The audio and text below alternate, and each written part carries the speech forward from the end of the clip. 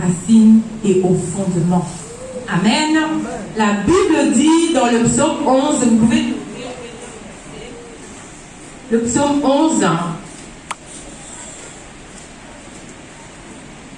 dans le psaume 11 au verset 3, la Bible dit: quand les fondements sont renversés, le juste, que ferait-il? Alléluia. Amen. Quand les fondements sont renversés, ça veut dire quoi? Quand les fondements ne sont pas les bons fondements. Alléluia. Amen. Qu'est-ce que le juste peut faire?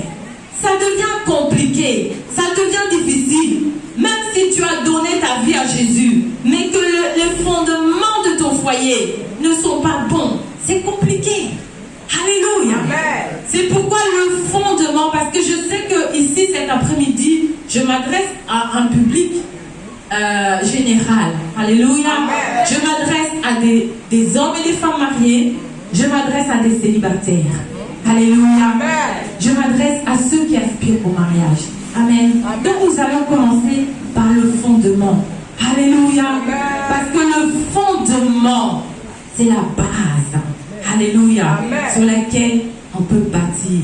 Alléluia. Amen. Le fondement pour un mariage heureux. Alléluia. Amen. La première chose, vous pouvez noter, ceux qui ont pris des bics et des cahiers. Amen. Amen. Vous êtes sages, c'est bien.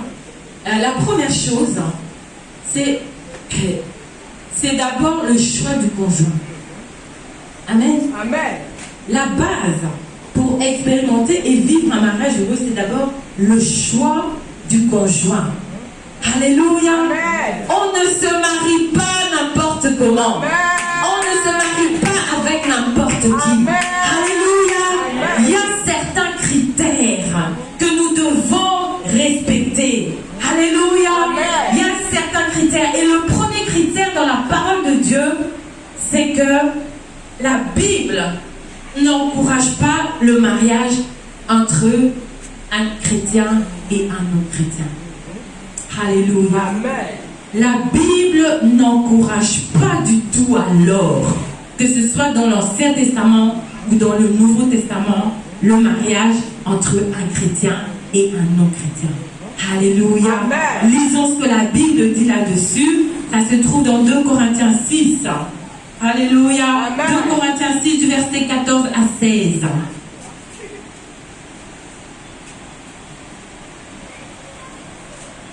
Qu'est-ce que la Bible dit?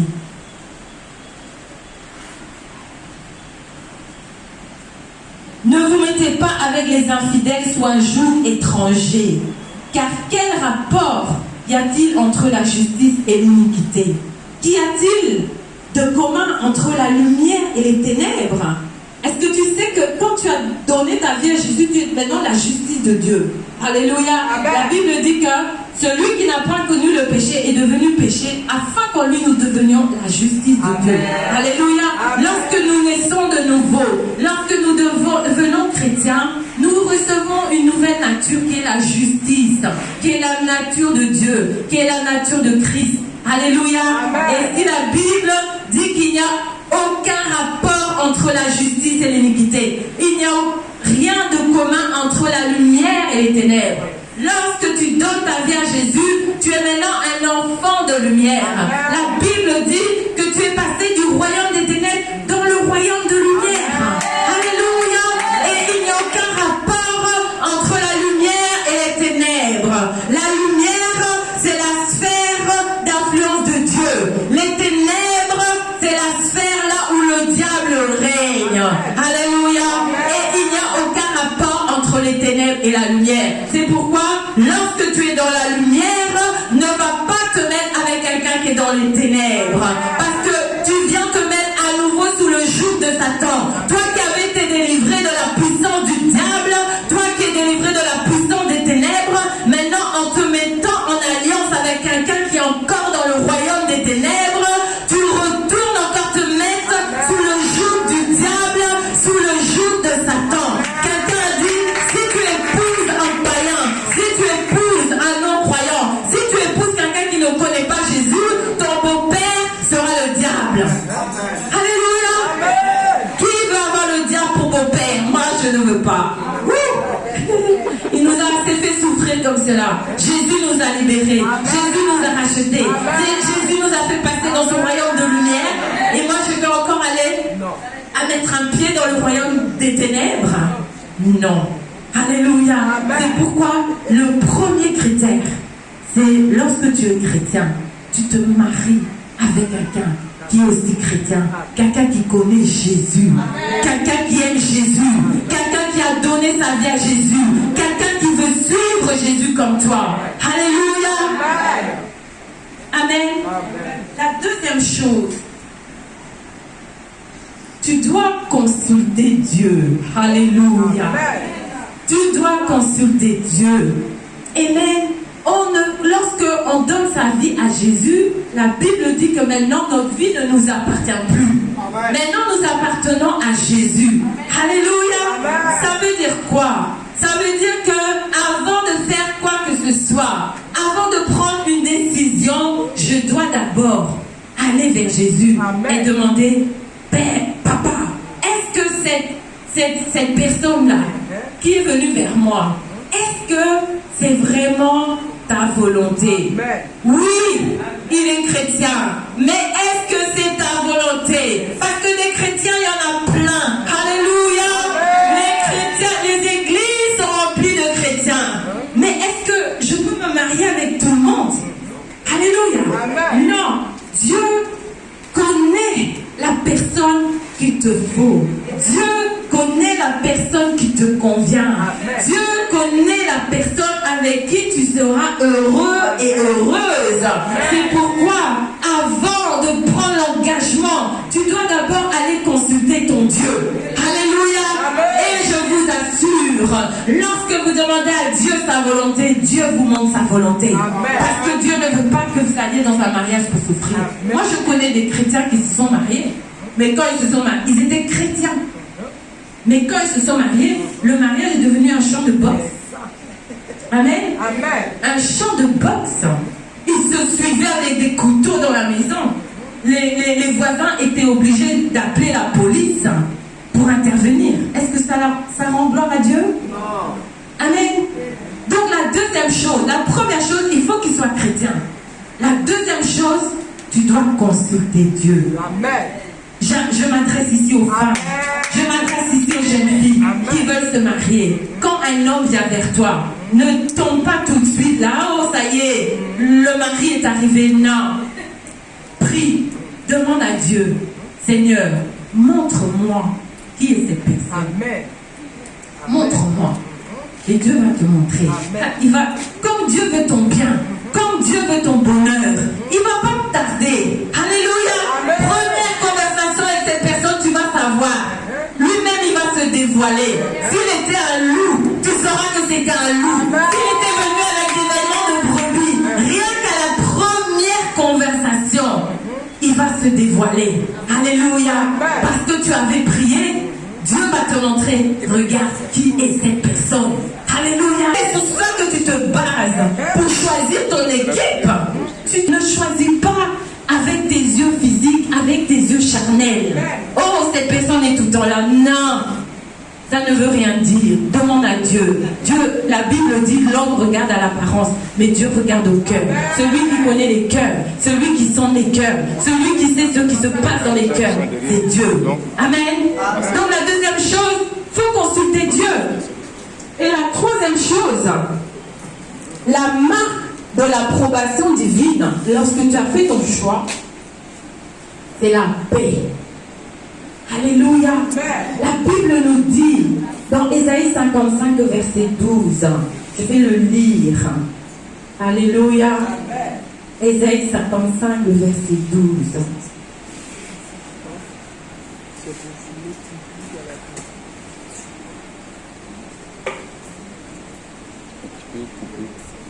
Alléluia. Oui, vous sortirez avec joie et vous serez conduits en paix. Alléluia. Le signe que Dieu nous donne pour nous montrer que nous sommes dans sa volonté, dans son plan, c'est la paix. Alléluia. Lorsque tu n'es pas dans le plan et la volonté de Dieu, Dieu va enlever ta paix. Tu n'auras pas la paix. En toi, tu vas sentir, il y a quelque chose qui ne va pas ici. Même si tu ne comprends pas, même si tu ne vois pas, mais tu sens en toi que il y a quelque chose qui ne va pas. Mais lorsque Dieu est dans l'histoire, tu sens la paix de Dieu. Alléluia. Dieu nous conduit par sa paix. La paix dans notre cœur est le signe de l'approbation de Dieu. Alléluia. Cela est bon pour le mariage. Cela est bon pour n'importe quoi. Cela est bon pour les affaires, pour le travail, pour quoi que ce soit. Parce que Dieu, il sait tout à l'avance. Alléluia. Dieu connaît tout. Dieu voit tout. Il voit tout ce que nous ne pouvons pas voir. Lui, il le voit. Amen. La paix dans ton cœur. Alléluia. Et la quatrième chose, qui n'est pas des moindres et qui est très importante, qui fait partie des fondements pour pouvoir vivre un mariage heureux. Alléluia. C'est de vivre dans la sanctification en tant que célibataire. Alléluia. Vivre dans la sanctification en tant que célibataire, c'est le terrain favorable, alléluia, pour pouvoir discerner la volonté de Dieu. Alléluia. Si tu ne vis pas dans la sanctification, tu vas être dans la confusion. Alléluia. Aujourd'hui, tu es avec Auguste. Demain, tu es avec Bernard. Après-demain, tu es avec Michel. Aujourd'hui, tu es avec Josiane. Demain, avec Brigitte. Après, avec Nathalie ou Valérie. Amen. Et tu ne sais pas. Oh, j'aime Valérie. Oh non, j'aime Josiane. J'aime Michel. Ah non, c'est pas Michel que j'aime, c'est François. Tu es dans la confusion. Tes émotions sont dans la confusion. Pourquoi? Parce que tu ne vis pas dans la sanctification. Alléluia. Un des fondements, c'est la vie de sanctification. Alléluia. La Bible dit que nos corps sont le temple du Saint-Esprit. Que nous ne nous appartenons plus à nous-mêmes, mais que nous appartenons à Dieu qui nous a rachetés. Alléluia. Quand tu vis dans la sanctification, tu vas savoir le jour où la personne que Dieu a préparée pour toi, tu le sauras. Amen. Mais si tu vis dans le désordre, si tu vis dans la débauche, si tu vis dans l'impudicité, tu vas finir dans la confusion. Alléluia. Tu vas finir dans la confusion. Amen. Alléluia. Lorsque Dieu nous demande de ne pas faire quelque chose, c'est pour notre bien. Alléluia. Si Dieu dit ne va pas coucher avec des femmes avant le mariage, c'est pour ton bien. S'il dit ne couche pas avec des hommes avant le mariage, c'est pour ton bien. C'est parce que Dieu veut ton bonheur. C'est parce que Dieu veut que tu vives un mariage heureux. Alléluia. Amen. Donc un autre des fondements importants, c'est la vie de sanctification. Lisons Romains 12, du verset 1 à 2.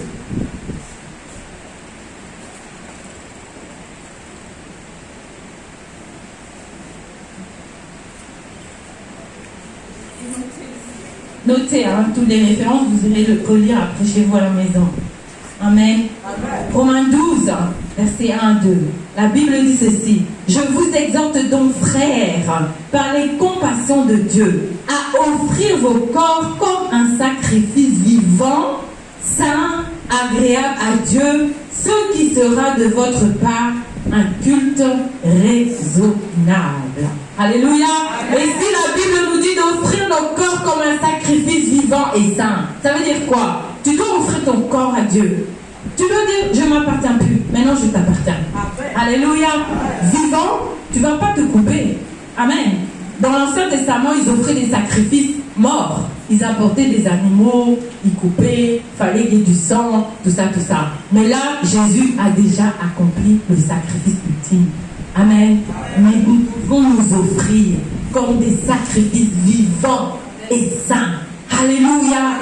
Parce que nous ne nous appartenons plus à nous-mêmes, nous appartenons à Jésus-Christ.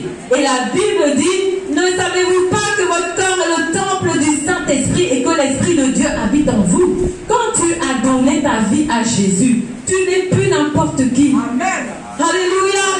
Tu n'es pas n'importe qui. L'Esprit de Dieu est venu faire sa demeure en toi. L'Esprit de Dieu est venu faire sa demeure dans ton esprit. Alléluia. Le Dieu tout-puissant. Amen. Celui qui a créé le ciel, la terre, la mer et tout ce qu'il y a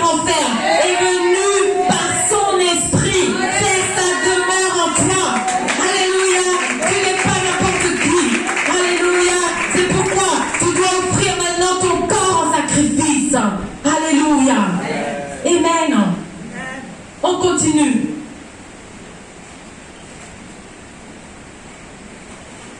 Le verset 2. Ne vous conformez pas au siècle présent. Le siècle présent, qu'est-ce que le siècle présent nous dit? Oh, tu dois connaître quand même les hommes avant de te marier.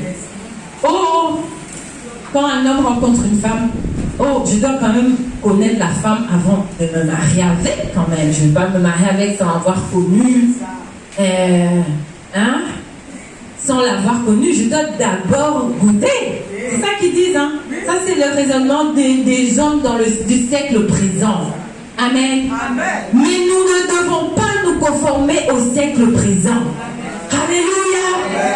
Amen. J'encourage les célibataires, les hommes célibataires ici dans ce lieu. Tu n'as pas besoin de connaître le corps de ta femme avant d'épouser ta femme.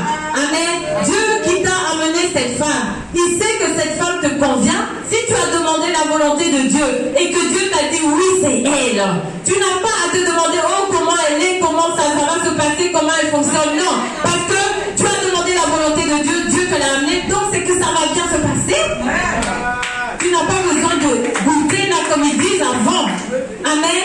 Ne nous conformons pas au monde, au siècle présent, mais conformons-nous à la parole de Dieu. Pourquoi? Pour pouvoir vivre le bonheur dans le mariage, pour pouvoir être heureux dans le mariage. Amen. Parce que nous sommes ici, alléluia, dans le mouvement pour un foyer heureux. Alléluia. Donc les clés pour pouvoir vivre un foyer. Vis dans la sanctification. Ne vis pas dans l'impudicité. Laisse les petits copains, laisse les petites chéries, laisse tomber toutes ces choses. Sanctifie-toi. Alléluia. Vis dans la sanctification. Abandonne l'impudicité, laisse l'impudicité, laisse les copains, laisse toutes ces choses. Alléluia. Et ensuite il dit, si tu fais ces choses, tu vas être transformé. Alléluia. Ton intelligence va être transformée. Et là, tu vas pouvoir discerner la volonté de Dieu. Tu ne vas pas te tromper. J'aimerais dire à quelqu'un cet après-midi, qui est sous le son de ma voix, qui entend ces paroles, tu ne vas pas te tromper. Si tu mets la parole de Dieu en pratique, tu ne vas pas épouser un bouc, tu ne vas pas épouser un loup, tu ne vas pas épouser, si tu es un homme, tu ne vas pas épouser une femme Jézabel, tu ne vas pas épouser une femme qui va détruire ta destinée, tu ne vas pas épouser un homme qui va détruire ta destinée. Alléluia. Mais tu vas discerner la volonté de Dieu, tu vas connaître la volonté de Dieu. Et la Bible nous dit que la volonté de Dieu, elle est bonne, elle est agréable et elle est parfaite. Alléluia. Qui veut la volonté de Dieu dans sa vie? Qui veut quelque chose de bon, d'agréable et de parfait dans son mariage? Qui veut un mariage bon, agréable et parfait? Alléluia. Amen. Alléluia. Gloire à Jésus. Nous continuons. Ça, c'était la première clé. La deuxième clé que nous devons connaître pour vivre un mariage heureux, un foyer heureux qui rend gloire à Dieu. Alléluia. C'est de connaître le rôle et les devoirs des époux. Alléluia. L'homme a un rôle, la femme aussi a un rôle. L'homme a des devoirs, la femme aussi a des devoirs. Amen. Et si nous voulons expérimenter ce mariage heureux, nous devons connaître nos rôles. Alléluia. Je dois connaître mon rôle. Je dois connaître mes devoirs. Alléluia. L'homme doit connaître son rôle et ses devoirs. Alléluia. La femme doit connaître son rôle et ses devoirs. Amen. Sinon, c'est la confusion. Sinon, c'est le désordre. Sinon, c'est pour ça que nous voyons toutes sortes de dysfonctionnements dans les familles, dans la société, dans le pays. Quand nous ne connaissons pas notre rôle et nos devoirs. Amen. Et cet après-midi, par la grâce de Dieu, avec la parole de Dieu, nous allons acquérir la connaissance. La Bible dit, mon peuple périt faute de connaissance. Alléluia. Mon peuple est détruit faute de connaissance. Les mariages sont détruits faute de connaissance. Les foyers sont détruits faute de connaissance. Alléluia. Et la connaissance est la parole de Dieu. Amen. La véritable connaissance est la parole de Dieu. Alléluia. Tout d'abord, nous allons parler du rôle de l'homme. Amen. L'homme. Pourquoi? Pourquoi l'homme en premier? Parce que la Bible nous dit l'homme a été créé en premier. Amen. Et la femme a été tirée de la côte de l'homme. Alléluia.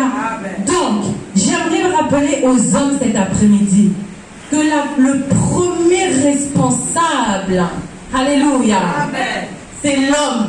Le premier responsable dans le foyer, c'est l'homme. Ne va pas dire que si ça ne va pas dans ton foyer, c'est à cause de ta femme. Non. Tu es le premier responsable dans ta maison et dans ton foyer. Parce que tu as été créé le premier. Alléluia. La responsabilité de ce qui se passe dans ta maison te revient à toi. Dieu ne va pas demander des comptes à ta femme, mais Dieu va demander des comptes à toi. Lorsque Adam et Ève étaient dans le jardin, qu'ils ont mangé du fruit de l'arbre de la connaissance du bien et du mal, c'est vrai que c'est Ève qui avait pris le fruit, c'est vrai que c'est Ève qui avait présenté le fruit à Adam, mais Dieu n'est pas allé vers Ève demander à Ève, qu'est-ce que tu as fait? Dieu est allé vers Adam. Alléluia. La responsabilité est sur l'homme. Alléluia. Tu dois être le garant du bonheur, de la paix, de la joie dans ton foyer. Alléluia. Amen. Nous voulons des hommes changés. Nous voulons des hommes transformés. Nous voulons des hommes qui prennent leurs responsabilités. Nous voulons des hommes qui connaissent leurs responsabilités. Nous voulons des hommes qui connaissent leurs devoirs. Amen. Et qui connaissent ce que Dieu dit dans sa parole. Amen. Alléluia. Amen. La première chose, c'est que l'homme, il est le leader de son foyer. Il est le chef de la femme. Lisons 1 Corinthiens 11, le verset 3.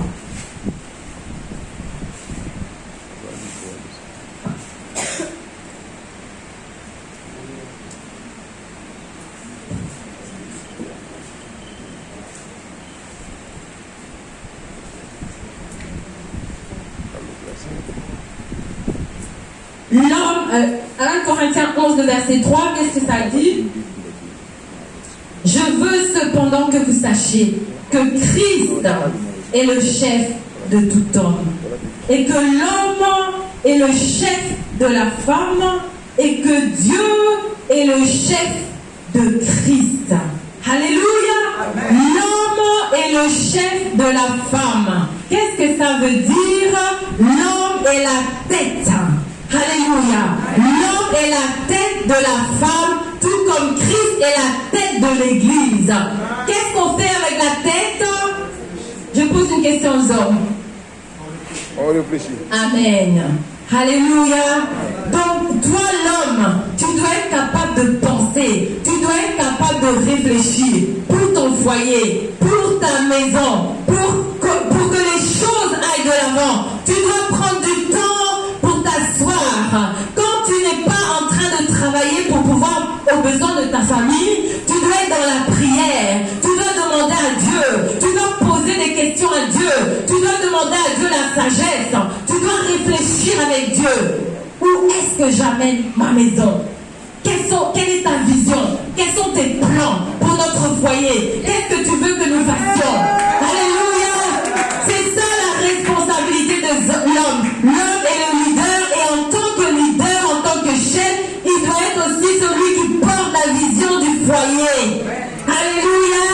La Bible dit qu'un peuple sans vision est un peuple sans frein. Alléluia! La Bible dit qu'un peuple qui n'a pas de vision est un peuple qui se comporte n'importe comment. Alléluia!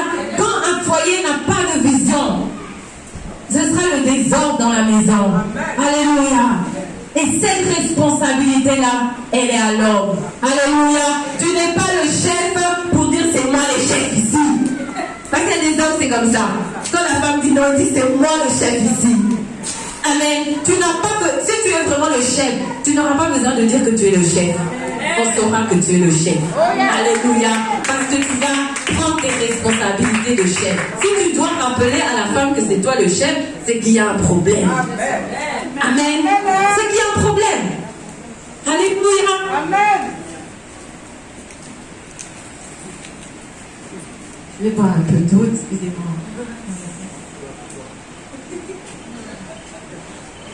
Alléluia. Alléluia.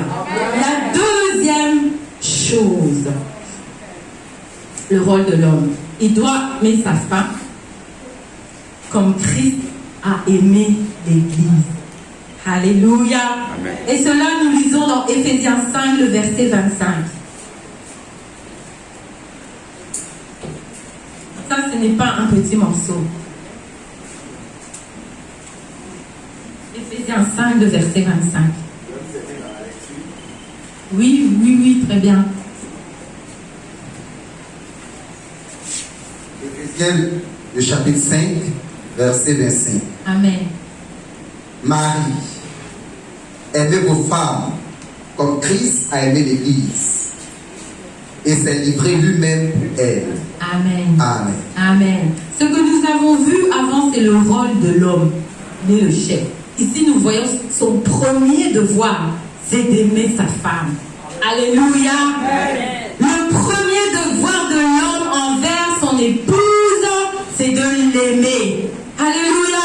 Et ce n'est pas moi qui le dis, c'est Dieu qui l'a dit. Et si Dieu l'a dit, il sait pourquoi il l'a dit. Alléluia. Marie, aimez vos femmes, mais comment? Comme Christ a aimé l'Église. Ce n'est pas une petite chose. Alléluia. Ce n'est pas juste dire, oh ma chérie, je t'aime. Non. Comme Christ a aimé l'Église. Comment est-ce que Christ a aimé l'Église? La Bible dit qu'il s'est donné pour l'Église.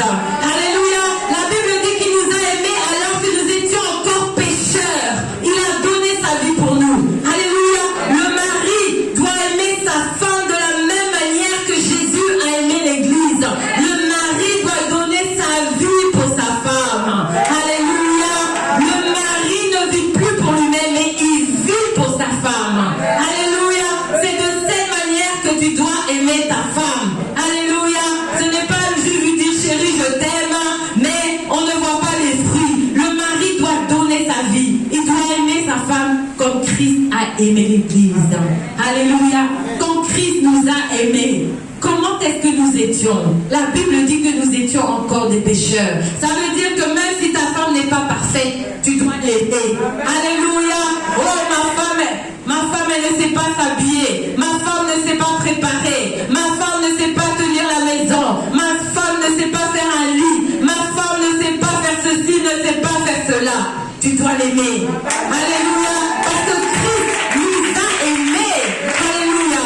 Alors que nous étions des pécheurs. Il nous a aimés quand on était encore sales. Il nous a aimés quand on était encore dans la boue. Il nous a aimés quand on était encore des têtus, des rebelles. Oh, ta femme est rebelle. Aime-la. Aime-la. Ta femme est têtue. Aime-la. Oh, ma femme, elle est têtue. Aime-la. Aime ta femme.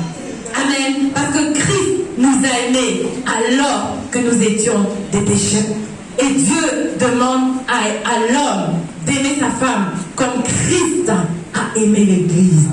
Alléluia. Ce n'est pas une mince affaire. Hein? Ce n'est pas une mince affaire. Alléluia. Ce n'est pas une petite chose. Il y a des hommes qui se plaignent de leurs femmes. Il y a des hommes qui sont toujours en train de convoiter les autres. Alléluia. Oh, cette femme, elle s'est mieux préparée que ma femme. Oh, cette femme, elle s'est mieux s'habiller. Oh, cette femme, elle est plus belle. Oh, cette femme ceci, oh, cette femme cela. Ils sont toujours en train de regarder les femmes ailleurs, les femmes des autres et tout ça. Non.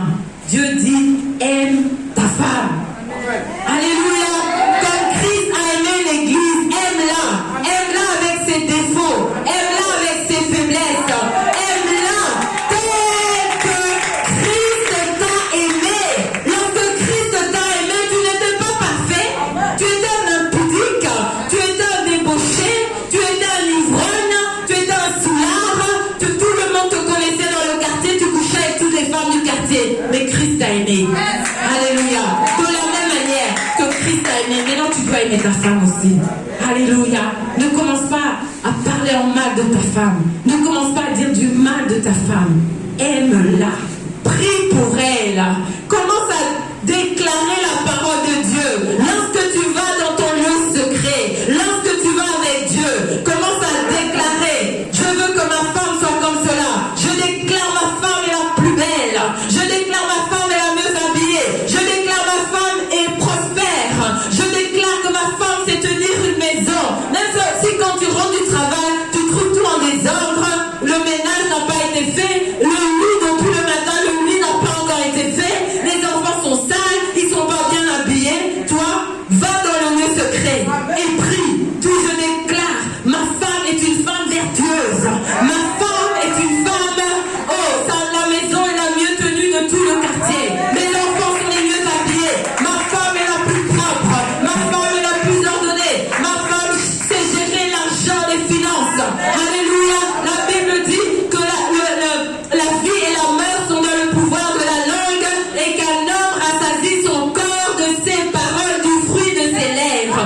Si tu fais cela, tu vas toi-même, tu seras étonné. Un jour, tu rentres du travail, la maison est propre. Les enfants sont propres. Tout est propre, tout est en ordre. Pourquoi? Parce que la parole, elle est vivante. La parole, elle est puissante. La parole, elle est efficace. Alléluia. Et la parole a porté du fruit. La parole a porté son fruit. Aime ta femme. Dieu dit aime ta femme. Comme Christ a aimé l'église, telle qu'elle est, avec ses défauts, avec ses faiblesses. Alléluia. Et Dieu va agir. Dieu va faire. Dieu va changer. Dieu va transformer. Et tu vas pouvoir expérimenter le bonheur, la paix et la joie dans ton mariage. Alléluia. Mais au lieu de cela, qu'est-ce que les hommes font? Quand ils voient les défauts de la femme, il va maintenant commencer à aller se balader dans le quartier. Alléluia. Il va maintenant aller chercher une autre femme. Alléluia. Il ne veut même pas rentrer à la maison parce qu'il sait quand il va rentrer à la maison, il va trouver le désordre. Il sait quand il va rentrer à la maison, la sauce là, comment on appelle ça? Sauce feuille. Ah, la sauce feuille n'est pas vraiment bonne. La sauce graine là, c'est pas vraiment bon ici. Allez, je sors. Je vais me balader un peu là. Alléluia. Et là maintenant, il tombe sur une femme. Alléluia. Qui est belle, qui est bien habillée, mais qui a un esprit en elle. Alléluia. Cette femme-là, son rôle, c'est de détruire les mariages.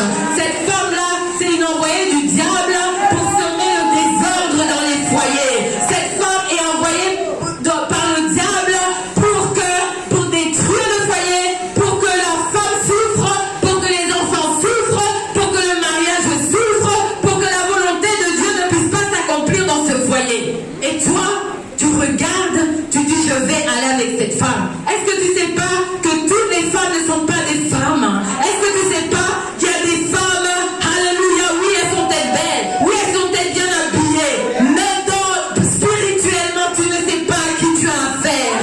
Alléluia, tu ne sais pas à qui tu as affaire. Alléluia. Je me rappelle une fois j'étais à l'église, nous étions à l'église un soir. Il y avait la gloire de Dieu. Alléluia. Nous sommes tous allés devant. On était à genoux. On était en train d'adorer Dieu. Pendant ce temps, il y avait une jeune femme très belle qui était là, assise et qui nous regardait. Alléluia. Et quand elle a senti qu'ici il y a le feu, elle s'est levée, elle dit je prends mes clics et mes claques et je pars. Quand elle arrive à la porte, le pasteur ou celui qui dirigeait, quand il a vu, il a dit amenez-moi la jeune femme ici là, amenez-la. Quand elle est venue, on l'a amenée devant, on la reconnaissait plus. C'était un serpent. C'était un serpent. Moi j'étais en train d'adorer. J'entends ça. J'ai dit qu'est-ce qui se passe ici? Nous sommes dans l'adoration. C'est quoi ce bruit bizarre là? Je regarde, je vois un serpent.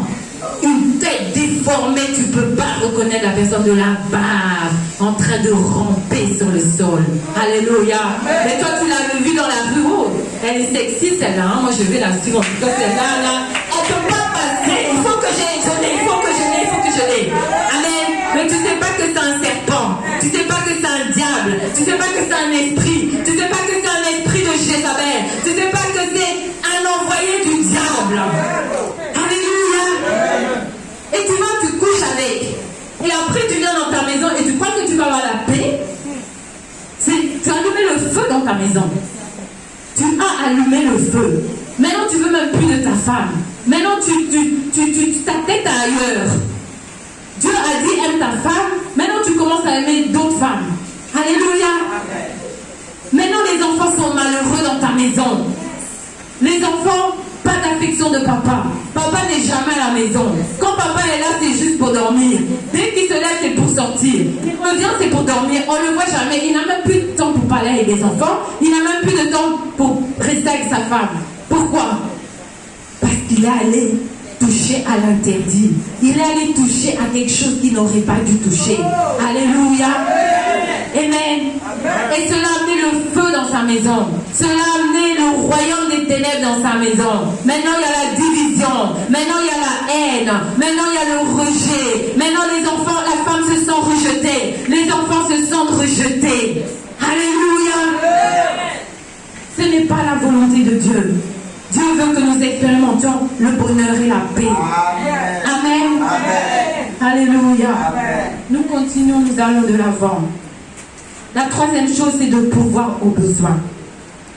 Alléluia. Amen. Pouvoir aux besoins. Il est où celui qui me lit la Bible? Tu ne peux pas rester devant là, t'asseoir ici. Lis-moi 1 Timothée 5 et verset 8.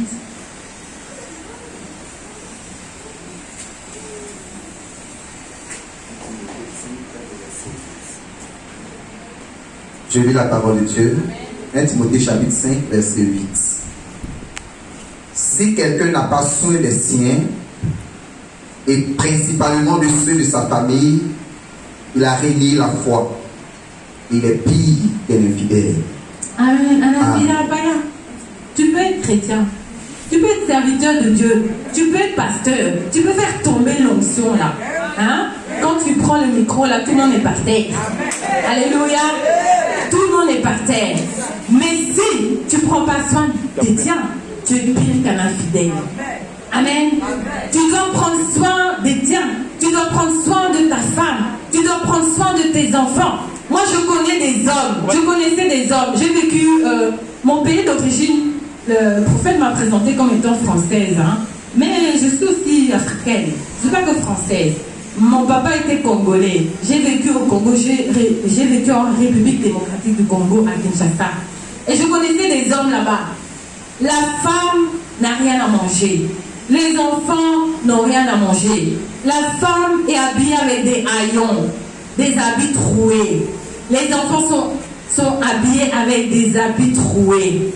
Mais le mari, lui, bien habillé. Alléluia. Bien habillé. Amen. Et il a le culot, il sort de sa maison, il sait qu'il n'y a rien à manger à la maison. Rien. Il sait que les enfants vont avoir faim. Il sait que la femme a faim. Mais il sort bien habillé là. Il va chez ses copains manger. Il va chez ses copains. Il se met là dans le coin de la rue. Il attend que le copain va rentrer du travail. Il sait que dès qu'il rentre du travail, celui-là, il y a toujours plein à manger sur la table. Il va, il se met, il s'assoit, il mange, il remplit son ventre, là, la bedaine sort. Et après, il rentre chez lui à la maison, mais les enfants sont en train de pleurer de faim. La femme a faim. Amen. C'est la personne, j'ai connu quelqu'un comme ça. La personne dont je parle, c'était un païen. Amen. Mais malheureusement, il y a des hommes de Dieu qui font la même chose. Alléluia. Ils sortent de chez eux, ils sont bien habillés. Ils vont prêcher. Le feu tombe. L'onction de Dieu. La gloire de Dieu. Alléluia. Oh, c'est le plus grand évangéliste de la ville d'Abidjan. Mais à la maison, la femme, elle est habillée en haillons. Les enfants sont habillés en haillons. Alléluia. J'aimerais dire à quelqu'un cet après-midi, si c'est comme ça, change. Amen. Change. Parce que la Bible dit que celui qui ne prend pas soin des siens, il est comme un païen, pire même qu'un païen. Alléluia. Pire qu'un païen. Donc l'homme est celui qui doit pourvoir aux besoins de sa famille. L'homme est celui qui doit s'assurer qu'il y a à manger à la maison. Il doit s'assurer que le loyer est payé. Il doit s'assurer que les factures sont payées. Il doit s'assurer que madame a a des habits à se mettre sur le dos. Il doit s'assurer que les enfants ont aussi de quoi s'habiller. Il doit s'assurer que les besoins de sa femme et de ses enfants sont satisfaits. Alléluia. Amen. Il doit penser aux besoins de sa femme et aux besoins de ses enfants avant de penser à ses propres besoins. C'est cela, aimer sa femme comme Christ a aimé l'Église. Alléluia. Parce qu'il dit, Christ a donné sa vie pour l'Église. L'homme doit donner sa vie pour ses enfants. Ça veut dire que pour sa femme et ses enfants, ça veut dire qu'il doit penser à eux avant de penser à eux-mêmes, à lui-même. Alléluia. Si tu veux t'acheter un costume Gucci ou Giorgio Armani ou Christian Dior ou je ne sais trop quelle marque, regarde d'abord si maman a une belle tenue à mettre dimanche pour aller à l'église.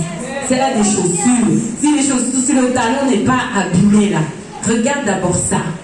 Amen. Regarde si tous les enfants ont de quoi s'habiller avant d'aller t'acheter ton costume de marque. Alléluia. Pense d'abord à ta femme. C'est ça, donner sa vie pour ta femme. Alléluia. Comme Christ a donné sa vie pour l'Église. Christ n'a pas pensé à lui. Alléluia. Mais il a pensé à nous. Amen. La Bible dit qu'il n'a pas regardé son égalité avec Dieu comme quelque chose qui devait disputer. Mais il s'est dépouillé. Alléluia.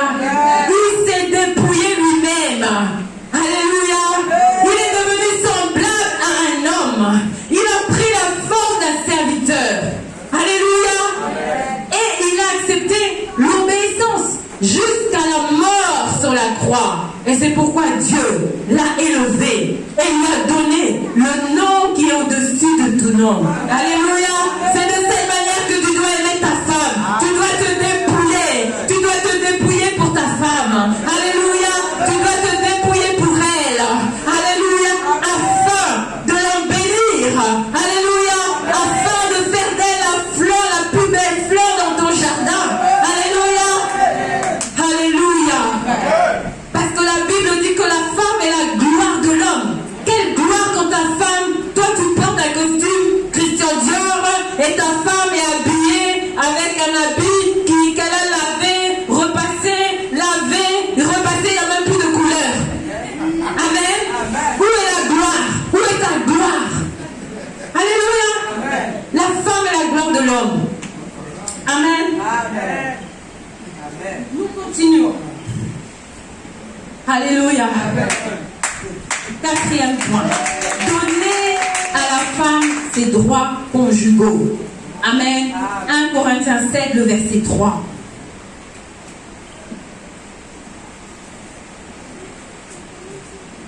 Je ne sais pas pourquoi le Seigneur voulait ce point-là aussi. Franchement, je me suis posé la question. Mais là, maintenant, le Saint-Esprit est en train de me parler. Hein? 1 Corinthiens 5. 7. 1 Corinthiens 7, le verset 3. 1 Corinthiens, le chapitre 7, verset 3. Je lis la parole. Que le mari rende à sa femme ce qu'il lui doit, et que la femme agisse de même envers son mari. Verset 4. Verset 4. La femme n'a pas autorité sur son propre corps, mais c'est le mari. Et pareillement, le mari n'a pas autorité sur son propre corps, mais c'est la femme. Amen. Amen. Alléluia. Amen. Je crois que ici, je n'ai pas besoin de rentrer dans les détails. Nous sommes des adultes. Je crois que tout le monde comprend ce que ça veut dire. Alléluia. Amen. Mais pourquoi Dieu donne ce point ici, alors que nous sommes en train de parler du devoir des hommes envers les femmes? Je ne comprenais pas trop. Je me disais, c'est vraiment, on doit parler de ça. Mais là, maintenant, là que je suis sur la chair, le Saint-Esprit me parle. Amen. Il me dit oui. Parce qu'il y a des hommes, comme ils vont courir à droite et à gauche, il y a la petite copine là-bas, la petite copine ici, la petite copine là. Quand on rentre chez lui à la maison, il est fatigué. Il est fatigué. Et donc la femme, il ne donne pas à la femme ce qu'il devrait donner à la femme. Amen. Et la femme est frustrée. La femme est frustrée. Parce que la femme n'a pas ce qu'elle devrait avoir, elle n'a pas pas l'attention, elle n'a pas ses besoins, on a différents besoins. Amen. Alléluia. L'homme et la femme ont différents besoins, mais nous avons des besoins émotionnels, nous avons des besoins physiques, nous avons des besoins spirituels, nous avons des besoins matériels. Alléluia. Des besoins intellectuels aussi. La femme a aussi des besoins physiques. Même si on dit toujours que même dans le monde, on dit que le premier besoin de l'homme, on dit c'est le respect, que l'homme soit respecté, que l'homme soit honoré. Et après, le deuxième besoin de l'homme, on dit c'est le sexe. Amen. Hein? Je pense que je choque personne en disant ça. Amen. Donc, mais la femme aussi, c'est vrai, la femme, on dit le premier besoin de la femme, on dit c'est la sécurité. La femme doit se sentir en sécurité. Mais la femme aussi, elle a aussi des besoins physiques. Amen. Et toi, l'homme, tu dois être capable de satisfaire les besoins physiques de ta femme. Alléluia. Sinon, tu vas avoir une femme frustrée à la maison. Amen. Parce qu'elle n'est pas satisfaite. Et quand quelqu'un n'est pas satisfait, il est frustré. Et elle va te préparer une sauce là qui n'a pas de goût. Tu ne comprends pas pourquoi. Le poulet, il est brûlé. Le poisson, là, le poisson qui devait être bien rôti, le poisson maintenant il est tout noir. C'est devenu comme du charbon. Tu te demandes, mais pourquoi ma femme prépare comme ça? Parce que ta femme est frustrée. Amen. Parce que tu ne satisfais pas ses besoins physiques, ses besoins émotionnels. La femme a besoin que tu parles avec elle, que tu passes aussi du temps avec elle. Alléluia. Amen. Amen. J'espère que je parle à quelqu'un cet après-midi. Amen. La cinquième chose, c'est de nourrir et prendre soin de la femme comme de son propre corps. Alléluia. Nourrir et prendre soin de la femme comme de son propre corps. Éphésiens 5, le verset 28 et 29.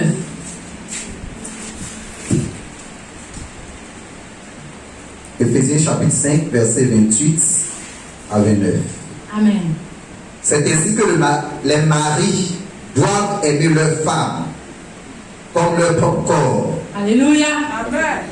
Celui qui aime sa femme s'aime lui-même. Amen. Car jamais personne n'a haï sa propre chair. Amen. Mais s'il la nourrit et en prend soin, comme Christ le fait pour l'Église. Amen. Ah. Tu dois nourrir et prendre soin de ta femme comme tu prends soin de ton propre corps. Alléluia. Celui qui prend soin de sa femme, il s'aime lui-même. Amen. Amen. C'est pourquoi on a déjà parlé un peu de tout ça, donc je ne vais pas je vais pas aller plus trop en profondeur là-dessus, mais je voudrais revenir au fondement quand je parlais du choix. Amen. Je voudrais dire maintenant, je voudrais m'adresser aux femmes célibataires. Alléluia. Celles qui aspirent au mariage, celles qui veulent se marier. Alléluia. Dans vos prières, demandez à Dieu un homme qui s'aime. Un homme qui s'aime. La Bible dit, tu aimeras ton prochain comme toi-même. Alléluia. Si tu ne t'aimes pas, si tu as une mauvaise estime de toi, si tu ne t'aimes pas en fait, tu ne vas pas aimer ta femme. Tu dois d'abord t'aimer. Tu dois d'abord être sûr que tu n'as plus de problème avec toi-même. Il y a des hommes qui ne s'aiment pas. Alléluia. Pourquoi? C'est pas de leur faute. Ils ont subi le rejet dans leur enfance. On les a insultés, on les a rabaissés, on leur a dit, toi tu n'iras jamais, tu feras jamais rien de bon, t'es un bon à rien. Amen. Quand un homme a entendu ça pendant toute son enfance, comment est-ce qu'il va avoir une bonne estime de lui-même? C'est pas possible. Alléluia. C'est Jésus qui guérit. C'est Jésus qui restaure. C'est Jésus qui délivre. C'est Jésus qui restaure l'image. Alléluia. C'est Jésus qui restaure l'image, notre estime de soi. Tu peux avoir été rejeté. Tu peux avoir été rabaissé.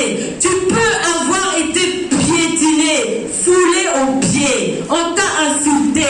On t'a méprisé. Mais quand tu as une bonne relation avec Jésus, Jésus maintenant Seigneur restaure cette estime de toi-là qui avait été brisée. Amen. Alléluia. C'est pourquoi tu dois t'assurer que l'homme-là, que tu vas épouser, a son estime de soi, il est guéri. Alléluia. Tu dois t'assurer que l'homme que tu vas épouser s'aime lui-même. Parce que s'il ne s'aime pas, il ne va pas pouvoir t'aimer. Alléluia. La Bible dit, tu aimeras ta femme comme ton propre corps, comme tu t'aimes toi-même. Si tu t'aimes pas, tu ne vas pas pouvoir aimer ta femme comme Dieu veut. Amen. Amen. Donc mes chères sœurs, célibataires, aspirantes au mariage, faites de cela un de vos sujets de prière. Amen. Demandez un homme qui s'aime, un homme qui n'a pas de problème avec lui-même. Alléluia. Parce que s'il a un problème avec lui-même, il va te frapper, il va te taper. Quand tu vas ouvrir la bouche, tu vas le contredire un peu. Boum, il va te jeter sa chaussure sur le... Parce qu'il ne s'aime pas. Parce que c'est pas que tu es lui, que toi et lui maintenant vous êtes un. La Bible dit, ils deviendront une seule chair. Alléluia. Et que celui qui aime sa femme, il s'aime lui-même parce que nous sommes maintenant une seule chair. Alléluia. Mais quand il ne s'aime pas, c'est pas compliqué pour lui de prendre sa chaussure et de jeter ça sur ton visage.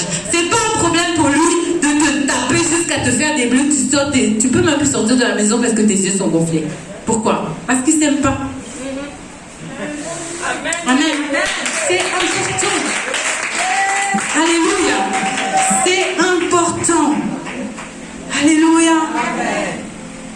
Une autre chose, c'est de louer sa femme. Lis-nous ça dans Proverbe 31, 28.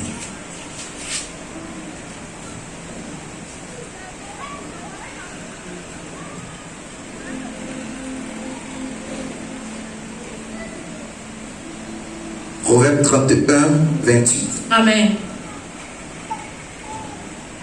Amen. Alléluia. Je lis la parole. Ses fils se lèvent et la disent heureuse.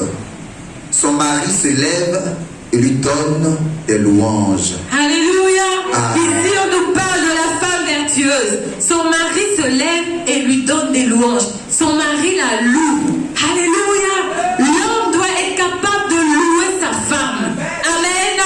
Tout le monde a besoin de la louange. Il n'y a pas que Dieu. Amen. La Bible dit que Dieu demeure au milieu de la louange de son peuple. Alléluia. C'est vrai.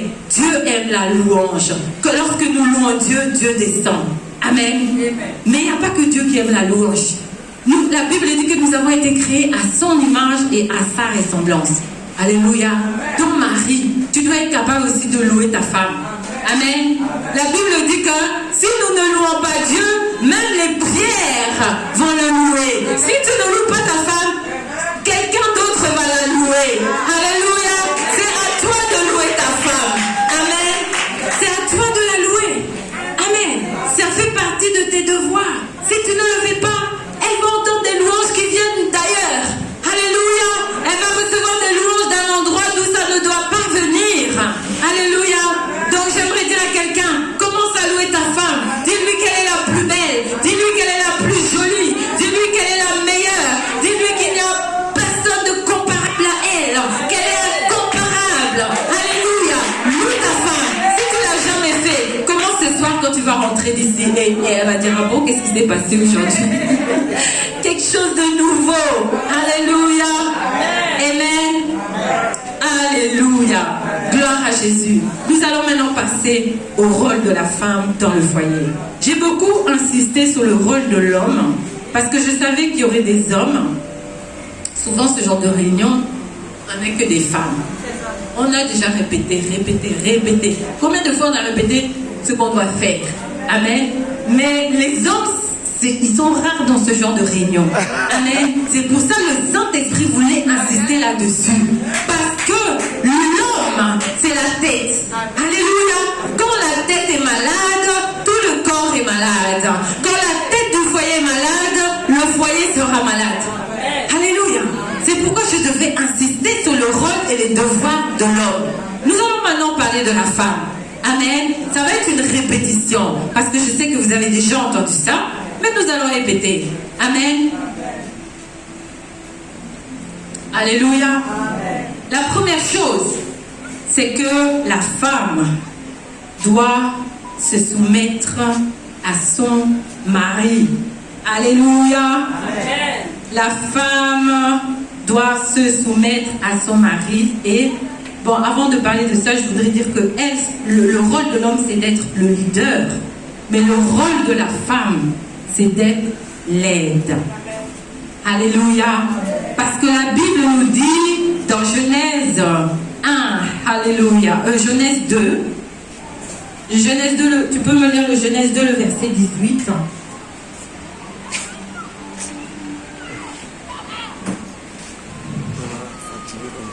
Genèse chapitre 2, le verset 18. L'Éternel Dieu dit, il n'est pas bon que l'homme soit seul.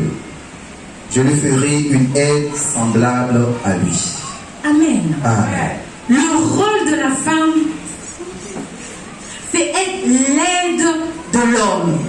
Alléluia. Tu dois savoir que tu as été créé pour aider l'homme. Ça veut dire quoi? Ça veut dire que l'homme sans toi, il ne peut pas. Amen. Il a besoin de toi pour pouvoir devenir tout ce que Dieu veut qu'il devienne. Amen. Alléluia.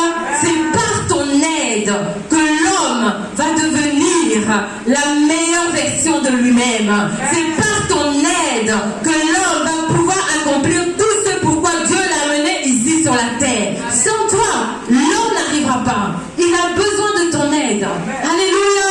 C'est pourquoi tu ne dois pas être là en train de critiquer ton mari. Amen. Parce qu'il y a des femmes, ils n'ont pas compris leur rôle. Et comme elles n'ont pas compris leur rôle, quand elles voient une défaillance chez l'homme, quand elles voient une faille chez l'homme, allez, elles commencent à le critiquer. Oh, toi aussi, tu es toujours comme ça. Toi, hein, toi. Commence à crier sur l'homme. Commence à faire des reproches à l'homme. Non, tu n'as pas été créé pour ça. Tu n'as pas été tiré de sa côte pour ça. Tu n'as pas été mise à ses côtés pour ça. Tu as été créé pour l'aider. Alléluia. Lorsque tu vois que l'homme a une défaillance, lorsque tu vois que l'homme a une faiblesse, lorsque tu vois qu'il y a quelque chose qu'il n'arrive pas à faire, tu es là pour l'aider. Alléluia. Je vais donner des exemples, un exemple banal. Il y a des femmes, oh l'homme, il ne sait pas s'habiller par exemple. Mais toi, aide-le, montre-lui. Alléluia. Il y a des hommes qui sont pas bons. Alléluia. Montre-lui comment il doit faire pour se sentir bon. Tu es là pour l'aider, tu n'es pas là pour le critiquer. Tu n'es pas là pour le rabaisser, tu n'es pas là pour l'humilier. Tu es là pour l'aider, pour qu'il devienne meilleur. Alléluia. C'est ça ton rôle aux côtés de l'homme. Alléluia. Tu es là pour l'aider. Alléluia. Tu dois prendre ton mari comme tu prends tes enfants. Alléluia. Tu dois l'aider comme si c'était ton enfant. Amen. Tu ne dois pas commencer à le critiquer. Vois comme si c'est ton fils. Et aide-le. Alléluia. Aide-le avec la douceur d'une femme. Pas en criant, pas en parlant mal, pas en l'insultant, mais avec la douceur et avec l'amour. Amen. Alléluia. Ça c'est ton rôle en tant que femme. Maintenant tes devoirs. Tu dois te soumettre à l'homme. Alléluia. Pourquoi tu dois te soumettre à l'homme? Parce que l'homme, il est la tête. L'homme est l'autorité dans la maison. Alléluia. Et la première chose pour te soumettre à l'homme, tu dois accepter sa position. Tu dois accepter son rôle. Parce que c'est Dieu qui lui a donné ce rôle, c'est Dieu qui lui a donné cette position. Donc toi, en tant que femme, tu dois accepter qu'il est ton chef. Tu dois accepter qu'il est ton leader. Tu dois accepter qu'il est ton autorité. Alléluia. Les femmes qui n'arrivent pas à se soumettre, c'est parce qu'elles n'ont pas compris qu'elles ont un chef en face d'elles. Elles n'ont pas compris qu'elles ont un leader. Elles n'ont pas compris qu'en face d'elles, il y a celui qui doit les guider, les conduire, les mener. Alléluia. Alors, elles commencent à crier sur l'homme. Elles commencent à se mettre au-dessus de l'homme. Elles commencent à rabaisser l'homme. Elles commencent à... Parce qu'elles ne savent pas qu'elles doivent se soumettre à leur chef. Alléluia. La Bible dit que Sarah, qui est notre mère, alléluia, elle appelait Abraham son Seigneur. Tu dois honorer l'homme. Tu dois le respecter. Alléluia. Même s'il n'a pas autant de diplômes que toi, même s'il ne gagne pas autant d'argent que toi, il y a des foyers où c'est la femme qui ramène plus d'argent à la maison. Alléluia. Il y a des foyers où c'est la femme qui gagne plus d'argent que le mari. Il y a des foyers où c'est la femme qui vient d'une bonne famille. Toi, tu viens d'une bonne famille, mais le mari, lui, peut-être, il vient d'une famille où on n'avait pas trop de moyens. Il n'a pas vraiment pu aller à l'école. Quand il parle son français, il y a sa boîte un peu. Alléluia. Mais ce n'est pas pour ça que tu ne vas pas te soumettre à lui. Tu dois te soumettre à lui parce qu'il est ton chef. Il est ton Seigneur. Tu dois l'honorer. Tu dois le respecter. Tu ne dois pas commencer à crier sur ton mari devant les gens. Tu ne dois pas commencer à insulter ton mari. Tu ne dois pas commencer à mal lui parler, mal lui répondre. Alléluia. Amen. Honore le chef que Dieu a mis en face de toi. Amen. Alléluia. Respecte le chef que Dieu a mis en face de toi. Amen. Tu sais, on ne parle pas n'importe comment un chef. Alléluia. On utilise, il y a un langage qu'on utilise à un chef. Alléluia. On ne s'approche pas n'importe comment d'un chef. Il y a une façon de s'approcher d'un chef. Alléluia. Tu dois respecter et honorer ton mari en tant que le chef.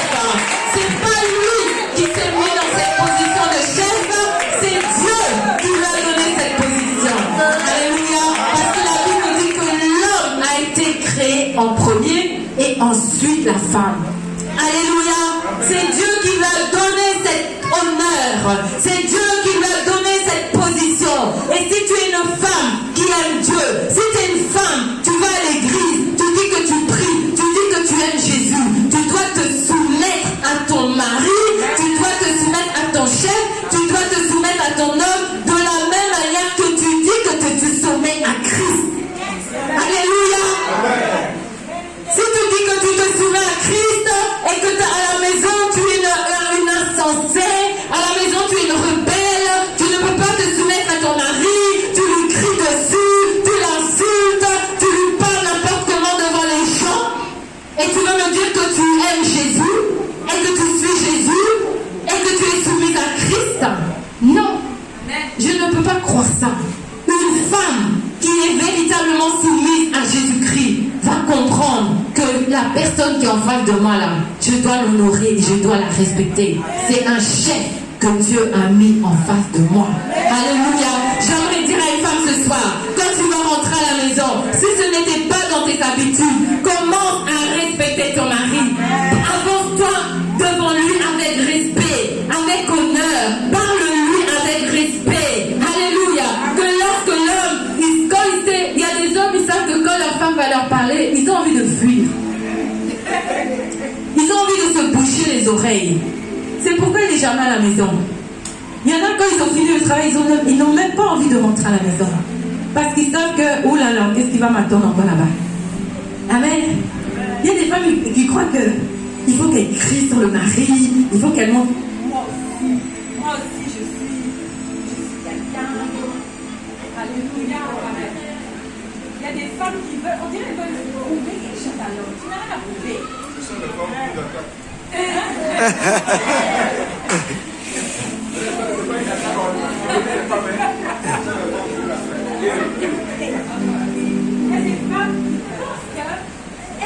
Elle dit c'est la femme qui nous attaque. C'est noir.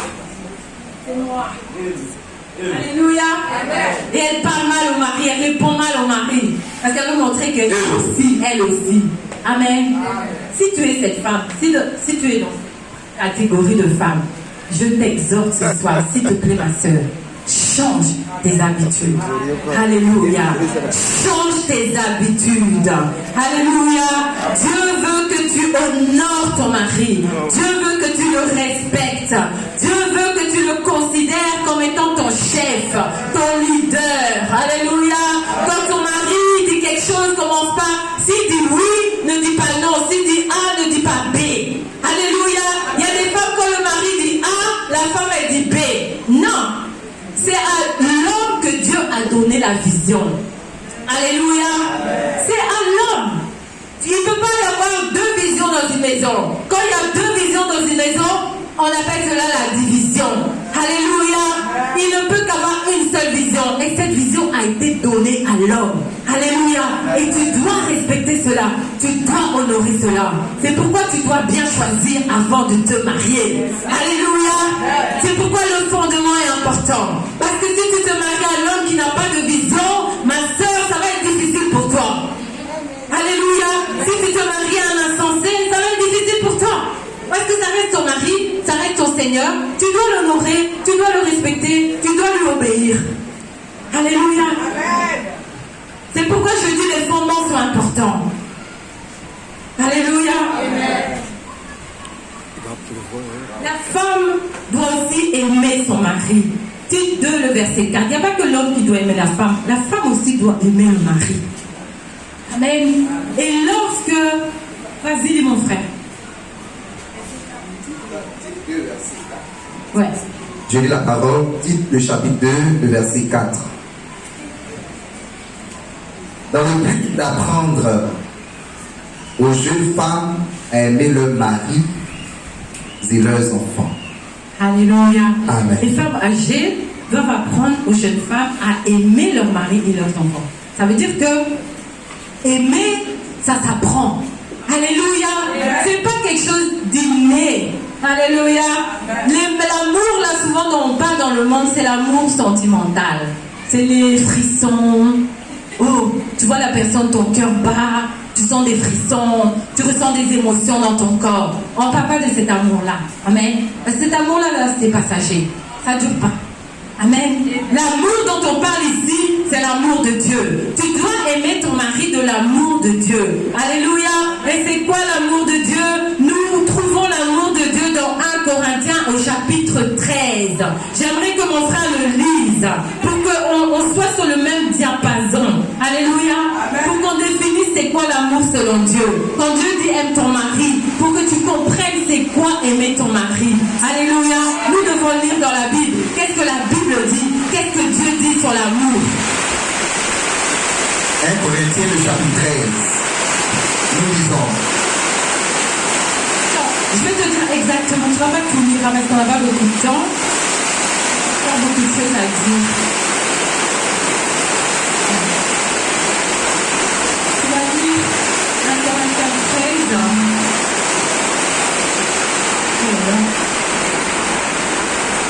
À partir du verset 4, du verset 4 à 8. Verset 4 à 8. La charité est patiente. Je vais remplacer par l'amour. L'amour est patient. Il est plein de bonté. Il ne se vante point. Il ne sent point d'orgueil. Il ne fait rien de malhonnête. Il ne jette point son intérêt. Il ne s'irrite point. Il ne soupçonne point le mal. Il ne se réjouit point de l'injustice, mais il se réjouit de la vérité. Il excuse tout. Il croit tout. Il espère tout. Il supporte tout. L'amour ne périt jamais.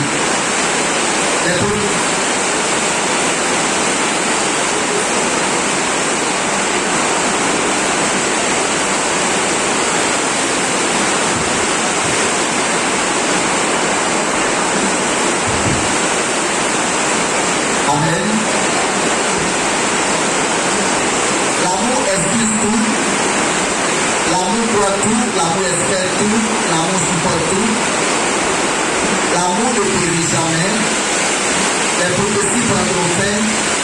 Les langues cesseront.